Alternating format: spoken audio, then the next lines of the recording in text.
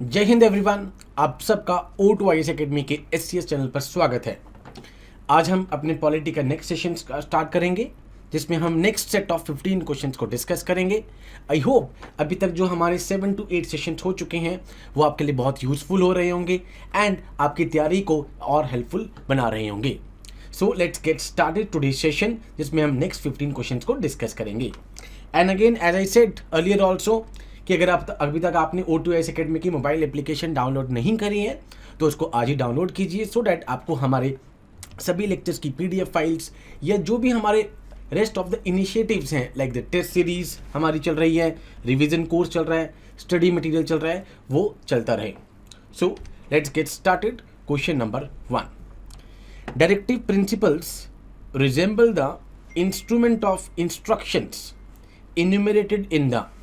ठीक है, अब ये क्वेश्चन पहले भी आ चुका है, ठीक है, बट अभी मैं मिक्स्ड क्वेश्चंस लेकर आ रहा हूं और जो हमारा लास्ट सेशन होगा, एक 10th सेशन होगा, उसमें हम कुछ करंट अफेयर बेस्ड क्वेश्चन लेकर आएंगे। ठीक है, सो DPSPs आपको पता है पार्ट 4 ऑफ द कॉन्स्टिट्यूशन में मेंशन किया गया है DPSPs को, और ये इंस्ट्रूमेंट ऑफ इंस्ट्रक्शन थे to the governor generals and the governors of the colonies. तो वहां पर एक इंस्ट्रक्शन दी जाती थी that while framing a law you have to keep in mind the DPSPs, the directions which are given to the Governor General or the governors। तो वो कौन से उसमें इन्यूमरेट की गई है? गवर्नमेंट ऑफ इंडिया एक्ट 1935, जहां से हमने ऑलमोस्ट 3/4 75% स्ट्रक्चरल पार्ट कॉन्स्टिट्यूशन का बोरो किया हुआ है। Clear? So this is answer is option number B. Question number 2, the constitution upholds the rights of labour and ensures labor welfare in which of the following ways why DPSP। अभी further इसने DPSP में से question पूछ लिया, like article 36 से लेकर article 51 तक deals with DPSPs, directive principles of state policy. अब उसमें से एक आर्टिकल आपके लिए बहुत इंपॉर्टेंट है, article 44 uniform civil code, because इसमें इस बार प्राइवेट मेंबर बिल भी इनिशिएट हुआ। तो आपको ये पता होना चाहिए कि क्या यूनिफॉर्म सिविल कोड होता है, क्या उसका बेसिक एम है, एंड क्या प्राइवेट मेंबर बिल होता है। ऐसे छोटे छोटे क्वेश्चंस को करंट अफेयर से कनेक्ट करके चलिए। Okay, now statement number 1, it makes provision for just and human condition for the work and maternity leave relief. Absolutely right. It exhorts the government to take steps to secure the participation of workers in the management of industries। Gandhian principle, socialist principles, liberal principles आपने पढ़े होंगे 3 तरह के। ठीक है, तो वहां पर ये दोनों के दोनों मेंशन किए गए हैं। So both are the correct statements here. Option number C is the right one. Clear? I hope अब आपको इन क्वेश्चंस को अटेम्प्ट करने में और इजीनेस हो रही होगी। Which one of the following DPSP was not originally provided in the Constitution of India? Originally means अगर ये बात कर रहे हैं तो 1949, 1950, that is 26th January 1950 when the Constitution came into an action, and 26th November 1949 when we adopted the Constitution। इसलिए 26 नवंबर को हम सेलिब्रेट भी करते हैं constitution day, Ambedkar day. Done. अभी पूछा कौन सा ओरिजिनली यहां पर नहीं दिया गया था। Uniform civil code article number 44, safeguard forest and wildlife। Here this was added by 42nd amendment 1976, article number 48 capital A, that is the safeguarding forest and the wildlife। इसको बाद में ऐड किया गया by the mini constitutional amendment 42nd amendment 1976। Question number 4, the DPSPs are non justiciable in nature। ठीक है, ये article number 37 में already given है कि ये इन्फोर्स नहीं करे जा सकते DPSP अनलेस पार्लियामेंट कोई लॉ बनाकर इनको यहां पर इंप्लीमेंट करने की, इन्फोर्स करने की कोशिश करती है, तो otherwise they are non enforceable. This implies that a citizen can not move the court if the government fails to legally enforce the DPSP or even violate them in some instances। Absolutely right।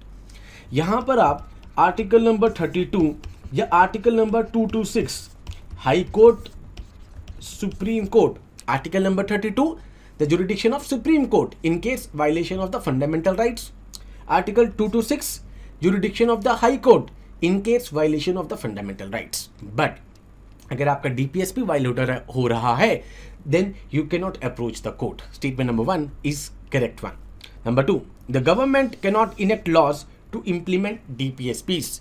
ये हम पहले भी कर चुके हैं जब मैंने आपको supremacy of DPSP and fundamental rights करवाया था। आप O2 IAS अकेडमी के यूट्यूब चैनल पे मेरा वो लेक्चर देख सकते हैं कि अगर article 39 clause B clause C यहाँ पर इक्वल कॉन्सेंट्रेशन ऑफ वेल्थ मान लेते हैं कि कोई लॉ बना रही है सरकार एंड वो इन रीजनेबल है आर्टिकल 14, 19 को, तो उसको यहाँ पर नल एंड वॉइड डिक्लेयर नहीं किया जाएगा। There should be a harmony between DPSP and the fundamental rights. So if the parliament enact law in keeping in view DPSP and they are in reasonable to article number 14 and article number 19, then it cannot be declared null and void. So 1 is the correct one here. Question number 5. Which one of the following are declared as fundamental in governance of the country, that is DPSP at part 4 of the constitution, which promote social plus economic democracy. Economic democracy means जो भी economic development हो रही है उसके fruits सभी weaker sections तक पहुंचे, lower strata तक पहुंचे। Social democracy means social security बना के रखे, सोशल स्ट्रक्चर बना के रखे, यहाँ पर इक्वालिटी रहे सोशली, यहाँ पर ठीक है, कोई इनइक्वालिटीज क्रिएट ना हो। एंड इकोनॉमिक, जैसे कि इसका best example 39 clause sub clause B clause C, that is equal concentration of wealth. ठीक है, तो यहाँ पर जो भी इकोनॉमिक डेवलपमेंट्स हो रही हैं उनके जो फ्रूट्स हैं वो सभी वीकर सेक्शन तक पहुंचे, that is the economic democracy की एक प्री रिक्विजिट होती है। क्लियर? सो DPSP part 4। Question number 6 urban local body से पूछा हुआ है जो कि शेड्यूल नंबर 12 में आती है। 74th constitutional amendment act 1992 identifies 22 local level functions to be devolved to municipalities, including planning for the economic and social development, regulation of the land, construction of the building, urban planning and public health. Okay? तो यहाँ पर अगर आप जब इसको chapter को पढ़ेंगे पंचायती राज system को, तो आपको देखने को मिलेगा कि यहाँ पर 18 वर्क्स हैं, नॉट 22. ओके, सेकेंड पूछा है since the enactment of 74th act the elections to the urban local bodies is held once in 5 years in all states. यहाँ हर स्टेट में जब से 92 से जरूरी नहीं है, ऐसा नहीं हुआ है कि हर जगह पे इलेक्शन हुआ ही हुआ है। देन एक ऑब्जर्वेशन था कि आपके कैसे ऑब्जर्वेशन है न्यूज़पेपर से। So none of the above one. Question number 7 consider the following statements regarding the role and functions of speaker of the Lok Sabha. Speaker of the Lok Sabha के बारे में पूछा है। ठीक है, अभी एट प्रेजेंट ओम बिरला जी हैं। Speaker is a quasi judicial body, quite obvious है। यहाँ पर apart from maintaining decorum and all, वो आर्बिट्रेटर होते हैं, आर्बिटर होते हैं यहाँ पर स्पीकर। क्वासी जुडिशियल मीन्स, ठीक है, semi court like you have the powers. Ultimate interpreter and arbiter of those provisions which relate to the functioning of the house, absolutely right, पूरा का पूरा वही ध्यान रखेंगे। The sole representative of the house in the international arena, international arena में represent करने के लिए जाएंगे, सोल रिप्रेजेंटेटिव होंगे। ठीक है, तो 1, 2, 3 all are the right one regarding the speaker of the Lok Sabha. इसके लिए तो स्पेशल एक यहाँ पर मीटिंग भी होती है बाहर, जहाँ पर स्पीकर्स को बुलाया जाता है। स्टेट्स के स्पीकर्स के लिए अलग से होती हैं एंड लोकसभा के स्पीकर्स के लिए अलग से होती है। Question number 8 consider the following statements regarding anti defection law. This the 10th schedule, okay, 10th schedule is right one. The 10th schedule was inserted in the constitution by 42nd amendment, absolutely wrong. 52nd amendment 1985, one is wrong, one is wrong, one is wrong. अगर ऐसे question करना है तो खत्म हो गया, but we will discuss each and every statement. A legislature defying the party whip on any issue can lose its membership of the house, absolutely right. यहाँ पर whip है जो यहाँ पर सोल रिप्रेजेंटेटिव, उनका मेन जो लीडर होगा वहां पर, जो कि the one who keeps all the records of the attendance also. अब यहाँ पर विप भी 3 तरीके की होती हैं, 1 line whip, 2 line whip, 3 line whip. जब 3 लाइन विप होगा, 1 लाइन विप का मतलब ये है, आज मैंने अपने पार्टी के मेंबर्स को बताया कि वोटिंग होगी, कुछ डिस्कशन होगा इस टॉपिक पे। सेकंड में मैंने निर्देश दे दिए कि आज वोटिंग होगी और इस पे यहाँ पर इस तरीके से हमारा स्टैंड होगा। थर्ड 3 लाइन विप ये है जब आपको ये कहा गया है कि आपको इसके फेवर में ही वोटिंग करनी है, डन। अगर आपने 3 लाइन व्हिप को यहां पर वायलेट करा कि पार्टी ने मुझे कहा है कि इसके फेवर में आज वोटिंग करनी है, बट मैं उसके अगेंस्ट वोटिंग कर रहा हूं, मेरे ऊपर एंटी डिफेक्शन लॉ लग जाएगा। That is 10 schedule. तो statement 2 is the correct one. The law implies to both parliament and the state assemblies. Absolutely right. हर जगह होता है ये तो. So 2 and 3 are the correct one. Ninth one. Consider the following statements regarding privilege motion. Motion हमने पहले discuss किया था. Motion और resolution के बीच में. Once the motion gets passed, it is known as resolution. Parliamentary privileges are certain rights and immunities enjoyed by the member of parliament, individually and collectively, so that they can effectively discharge their functions. Absolutely right. A notice is moved in the form of motion by any member of either house against those being guilty of breach of privilege. भाई किसी ने breach of privilege किया है, उसके against किया जाएगा. Absolutely right. The leader of the house is the first level of scrutiny of privilege motion. अब leader of the house यहाँ पर first level नहीं होते हैं. यहाँ पर जो भी प्रिसाइडिंग ऑफिसर होगा या chairman in case of the vice president, वो फर्स्ट लेवल ऑफ स्क्रूटनी होते हैं. तो 1 and 2 are the right one here. Privilege motion से रिलेटेड ये क्वेश्चन था. मोशन से रिलेटेड हम पहले भी कई क्वेश्चन कर चुके हैं एंड कमिटीज के. तो आपको ये वाला चैप्टर, मोशन वाला चैप्टर एंड प्लस इमरजेंसी वाला चैप्टर थोड़ा सा माइन्यूटली पढ़ना पड़ेगा, बिकॉज यहाँ से कई बार कंफ्यूजिंग क्वेश्चन आपको देखने को मिल सकता है. डन. नाउ अब यूनिफॉर्म सिविल कोड पे क्वेश्चन आ गया. That is article number 44. DPSP इसमें रखा है सो दैट ये इन्फोर्सेबल ना हो. A uniform civil code is the one that would provide for one law for entire country applicable to all religious communities in their personal matter like marriage, civil matters, marriage, divorce, inheritance, adoption, tort, etc. Civil cases के लिए सबके लिए rule same हो जाए. Done. Second, Article 44 of the Constitution lays down that it shall be the obligation, okay, of the state to secure uniform civil code. अगर आप article 44 को ढंग से पढ़ेंगे तो उसमें लिखा हुआ है कि state shall make endeavors to secure a uniform civil code. कहीं पे भी ये लाइन नहीं लिखी गई है. It is obligation on this one. Done. Statement के साथ थोड़ा सा खेलने की कोशिश करी गई. Option number 1 is the right one. Which of the following legal provisions are used for the implementation of fundamental duties? Part 4A, capital A. आप सबको पता होगा 11 ड्यूटीज हैं. Protection of civil right act 1955, absolutely right. आप देख चुके हैं कि इवन आर्टिकल 17 के लिए भी इसको यूज करा जाता है अनटचेबिलिटी के लिए, to protect the rights of the weaker sections also. ठीक है, अनटचेबिलिटी ना हो. अनलॉफुल एक्टिविटीज यूएपीए, जहां पर अब इंडिविजुअल को भी यहां पर टेररिस्ट ऑर्गेनाइज वो कर सकते हैं, डिक्लेयर कर सकते हैं. कम्युनिटी को तो ऑलरेडी था, अब इंडिविजुअल को भी कर सकते हैं. Representative of peoples act, quite obvious है, डिस्क्वालिफिकेशन किसी भी मेंबर्स की. And the wild life act for the protection of the wildlife fund. So 1, 2, 3, 4 all are the correct answer here. These are the legal provisions to implement this. Done. Now consider the following statements regarding fundamental duties. Part 4A of the Constitution consists of only 151A which specify 11 duties. Absolutely right. 91st Amendment of 2002 added one fundamental duty. Absolutely wrong. That is 86th Amendment 202 जिसने 21 capital A 6 से 14 साल तक के बच्चों को education देने की बात करी थी. Like the DPSP, the fundamental duties are also non-justiciable. Right one. 1 and 3 are the right one answer here. Done. Question number 13.